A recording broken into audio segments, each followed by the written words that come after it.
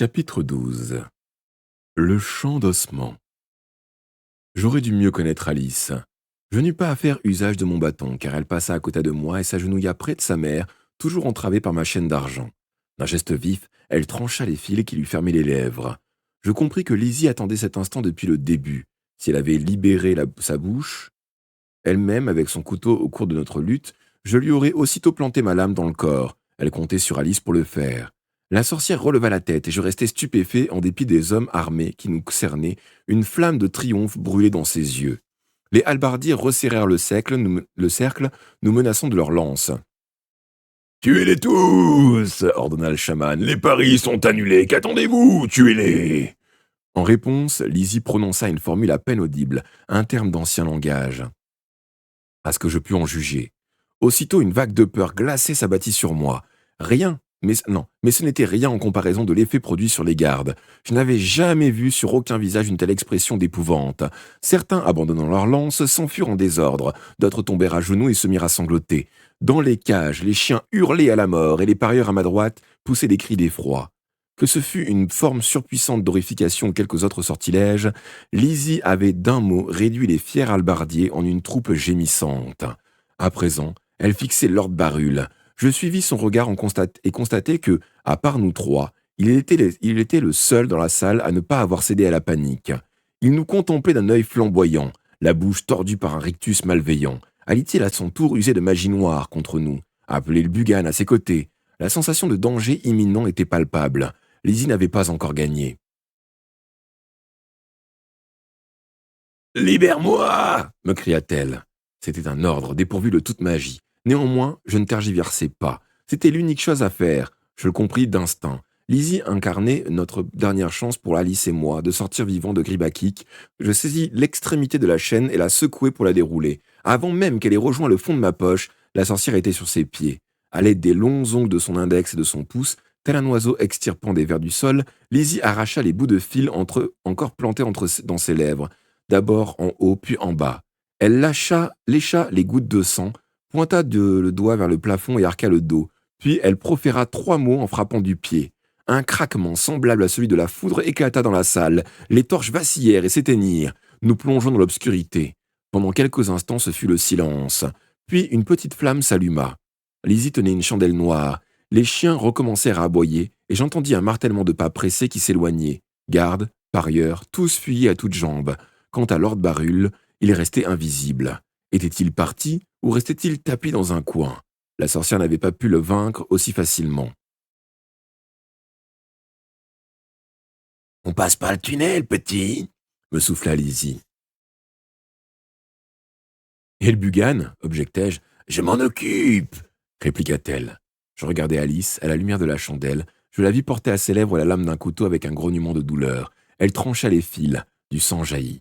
Lizzie filait déjà vers l'ouverture du tunnel. Je ne voyais rien au-delà du maigre cercle de lumière jaune émanant de la chandelle. Mais en passant devant les cages où les chiens de Billarquois étaient enfermés, je ralentis. Je voulais les amener avec moi. Or, quand j'approchai de la cage de griffes, elle gronda et se jeta sur moi avec une telle furie que seuls les barreaux me préservèrent de ses crocs. Alice m'agrippa par le bras. « Laisse-les, Tom. On trouvera un moyen de les libérer plus tard. » Approuvant d'un hochement de menton, je la suivis dans le tunnel. Les 3 bêtes étaient encore sous l'influence du chaman. Les laisser là, c'était peut-être les condamner à un combat à mort, probablement les uns contre les autres en représailles. Hélas, pour le moment, j'étais contraint de les abandonner. Nous commençâmes à ramper dans la terre du tunnel. Je n'y voyais presque rien. Lizzie était en tête, munie de l'unique chandelle, et Alice la suivait, si bien qu'elle me bouchait la lumière. Je n'avais pas le temps de battre le briquet. Sinon, j'aurais sorti de ma poche mon propre bout de chandelle. La sorcière, elle, aurait pu l'allumer instantanément grâce à la magie noire, un service que je préférerais ne pas lui demander. Le tunnel décrivait les tours et les détours. Parfois, il montait avant de redescendre abruptement. Ici et là, des racines encombraient le passage, telles d'énormes griffes enfoncées dans le sol. Il me sembla, l'espace d'une seconde, en voir une bouger. Ce n'était sans doute qu'un effet de mon imagination. Mais je n'oubliais pas les N'oubliez pas les mises en garde de l'épouvanteur. Les galeries creusées par le Bugan pouvaient se modifier ou s'ébouler à tout instant. Je crus apercevoir aussi des ossements. Dans la quasi-obscurité, il était difficile d'en être sûr. En tout cas, à un moment, mes doigts rencontrèrent une masse dure et froide. Un crâne humain. Le tunnel remonta enfin vers la surface, et nous émergeâmes à l'intérieur d'un énorme arbre creux. Nous nous assîmes face à face, le dos appuyé au tronc. Il régnait là une forte odeur de bois pourri. Au-dessus de nous, d'épaisses toiles d'araignée constellées de mouches mortes pendaient tel un rideau. À nos pieds, les insectes fuyaient, affolés par la lumière de la bougie. Lizzie, c'était clair, savait exactement où elle nous conduisait. Nous voilà en sécurité, nous dit-elle. Rien ni personne ne nous cherchera ici. Pas même le Bugan demandai-je. Elle m'adressa un sourire malveillant. Oh, il finira sans doute par nous repérer, mais j'ai bien choisi cette cachette, au beau milieu de son labyrinthe. Ça nous donne du temps. D'abord, je veux mettre son maître hors d'état de nuire. As-tu faim, petit? Je fis non de la tête. J'avais pris un peu de nourriture avant notre combat. À présent, je devais jeûner de manière à pouvoir lutter contre sa magie noire, et si elle en faisait usage contre moi. Eh bien moi, je pourrais avaler un taureau avec les cornes et les sabots. Elle leva un doigt au-dessus de sa tête. Monte, m'ordonna-t-elle. Cette fois, je sentis l'autorité dans sa voix et m'efforçai d'y résister.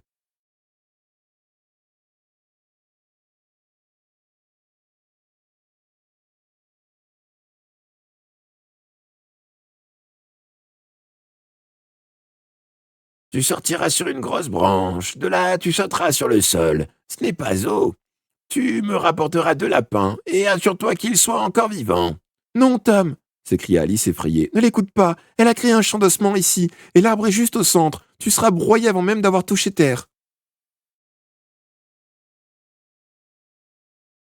Même si je n'en avais jamais vu, je savais grâce à mes lectures ce qu'est un champ d'ossements. Son atmosphère saturée de magie rend toute créature vivante si pesante qu'elle n'arrive plus à bouger. Elle reste clouée sur place jusqu'à ce que la sorcière arrive, soit pour la dévorer, soit pour récolter ses os qui serviront à sa pratique de la magie noire. Près du centre, la pression est si forte que la victime est écrasée. Seules certaines petites bêtes, véloces comme les lièvres, réussissent à y échapper. Or, nous étions pile au centre, dans l'œil du sinistre jardin. Unique endroit où ces forces maléfiques ne se font pas sentir. En revanche, si je quittais l'abri de l'arbre... Ferme-la, gamine, cracha Lizzie, ou je te recoue la bouche. Alice l'ignora. Tirant de sa poche la petite bourse de cuir qui contenait ses armes curatives, elle rampa vers moi et examina mon front. Vilaine coupure, Tom. Elle ramassa de la mousse humide à l'intérieur du tronc et s'en servit pour humecter une feuille avant de l'appliquer fermement contre ma peau. Ça empêchera l'infection, mais tu garderas une cicatrice, je ne peux pas faire mieux. J'aurai donc une deuxième trace de mes combats, après celle que je conservais à l'oreille, là où Morwen, la sorcière d'eau, m'avait crocheté avec son ongle. Il fallait s'y attendre quand on préparait au danger, au dangereux métier d'épouvanteur. Après quoi, Alice se lécha les lèvres et pressa des petits morceaux de feuilles autour de sa bouche tuméfiée. Quand elle l'eut achevé, elle tendit la bourse à sa mère, mais Lizzie l'osseuse refusa d'un signe de tête. « Oh, je me soignerai toute seule. Je n'ai pas besoin de tes remèdes, fit-elle sèchement. Sautant sur ses pieds, elle ajouta. Je vais attraper des lapins moi-même. Restez ici, vous deux. Ça vaudra mieux pour vous.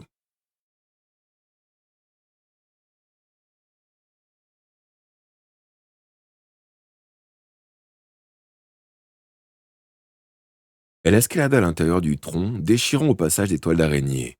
Elle disparut bientôt dans le noir, mais j'entendais ses souliers pointus déraper sur l'écorce. Puis, un choc sourd m'apprit qu'elle avait sauté à l'extérieur. Lizzie ne craignait rien dans son propre champ d'ossements. Une sorcière trace généralement un chemin secret le long duquel elle peut circuler en sécurité. Elle peut aussi guider d'autres personnes, mais comment la forcer à le faire? Notre seule option était de répartir par le tunnel. Toutefois, si nous rencontrions le Bugan, je ne donnais pas cher de notre peau. Oh, Tom, me demanda Alice, anxieuse. Tu as toujours la fiole de sang? Elle n'est pas cassée? Non, elle est intacte. On ne m'a pas fouillé, Barul m'a même laissé ma chaîne d'argent.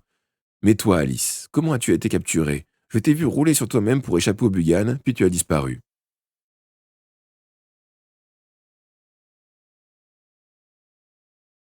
Je me suis caché derrière un arbre pour qu'il ne puisse pas me charger de nouveau. Alors Lizzie m'est tombée dessus et m'a bâillonné de la main. Elle avait dû utiliser un sortilège car je ne l'avais pas senti approcher. Elle m'a amené ici, où elle se terrait depuis des jours. Les soldats ne l'auraient jamais trouvée si elle ne s'était pas risquée au dehors. Elle voulait se venger du vieux Grégory, qui l'avait enfermé au fond d'une fosse. Elle voulait le voir mort, après lui avoir infligé une longue et douloureuse agonie. Tard cette nuit-là, nous nous sommes donc mises sur sa piste. Elle me tenait sous son emprise et je ne pouvais m'opposer à elle. Seulement, elle s'est montrée trop confiante. Elle n'a même pas cherché à flairer le danger. Elle se croyait assez forte pour vaincre n'importe qui. Dès que nous nous sommes trouvés à découvert, les hommes du chaman nous sont tombés dessus. Elle a fait usage d'horrification et en a tué plusieurs, certains avec ses couteaux, d'autres par magie. Mais ils étaient trop nombreux, ils ont fini par l'assommer et ils nous ont emmenés au fort de Gribakik. Étiez-vous avec d'autres prisonniers demandai-je pensant à Adriana. Alice secoua la tête. Non, ils nous ont mis dans des cellules séparées. On m'a conduite dans la cage juste avant que tu entres dans la salle. Je ne savais pas ce qu'était devenu Lizzie avant qu'ils l'emmènent pour votre combat. Ce fut très dur, tu sais, en particulier quand ils m'ont cousu la bouche. Mais le pire, c'est quand le Bugan est sorti du tunnel pour venir me flairer. Cette créature velue, avec ses horribles dents pointues, j'ai cru que j'allais mourir et que je ne te reverrai jamais. Des sanglots la secouèrent et je la serrai dans mes bras pour la réconforter. Quand elle fut calmée, nous restâmes assis en nous tenant les mains.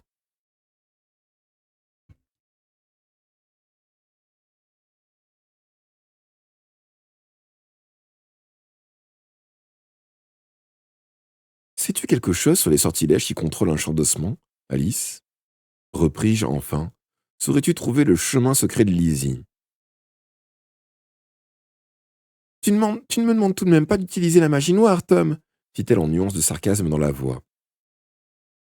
J'évitais autant que possible d'en appeler aux forces de l'obscur, mais quand ma vie était en jeu, pour que j'accepte de garder la fiole de sang qui nous protégeait tous les deux du malin, Alice avait dû longuement argumenter. À ce sujet, je ne m'étais inquiété pour rien récemment. Le malin ne pouvait rien contre elle tant qu'elle était aux côtés de Lizzie.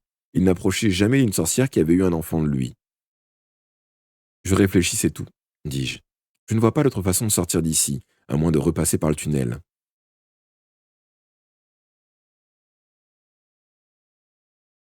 C'est moins risqué que de traverser le champ de Lizzie. Il y a un chemin, c'est vrai, hein, mais difficile à trouver et parsemé de dangers. La moindre erreur nous serait fatale. Un bruit nous alerta alors. Quelqu'un grimpait dans l'arbre. Une minute plus tard, les souliers pointus de Lizzie réapparaissaient. Elle se laissa tomber devant nous, serrant quelque chose dans sa main gauche. Impossible d'attraper un seul lapin, grogna-t-elle. Il faudra se contenter de ça. Elle balançait 3 rats morts par la queue. Elle en jeta un à nos pieds. Voilà pour vous. Je garde ces 2-là. J'ai besoin de force et le sang de rat est aussi bon qu'un autre. En attendant de te prendre tes pouces, petit, ça fera mon affaire.